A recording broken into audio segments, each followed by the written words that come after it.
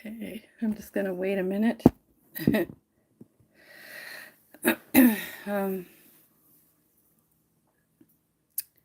I've chosen a Bible plan called How to Move Through Suffering and Come Back Stronger. And it is done by Donna Gibbs. And I'm probably going to begin right now.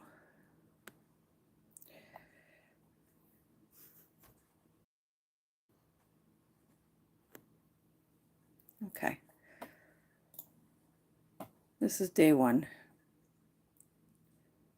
Making sense of suffering.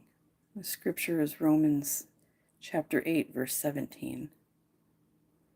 Some popular preachers say that if you have enough faith, you will be protected from difficulty and you will live a wealthy and prosperous life. This theology is simply not true. Here's what Scripture says about suffering. Paul writes in Romans chapter 8, verse 17, that suffering is a part of the Christian life. For the early believers and Paul himself, this sharing of suffering involved persecutions of all kinds, social, economic, and physical. The Christian life does not promise prosperity, it actually promises struggle. Some of our anguish is the result of our choices.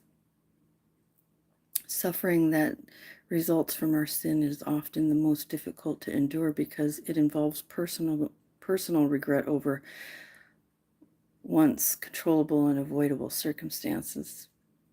Maybe you can identify because you are currently in misery due to the natural consequences of some of your choices. Other suffering comes at the hands of others through their selfishness, negligence, or even more severely, their evil and criminal behavior. The most obvious biblical example of this form of suffering is Jesus, an innocent man who took on the sins of the world and suffered a horrific death. We are especially reminded of our human fragility when we experience pain that is not caused by ourselves or anyone else. Sometimes we face a devastating diagnosis or a natural disaster and are humbled by our weakness as we suffer with the consequences of something that is completely out of our control. It's difficult to make sense of suffering that can't be blamed on someone or something else.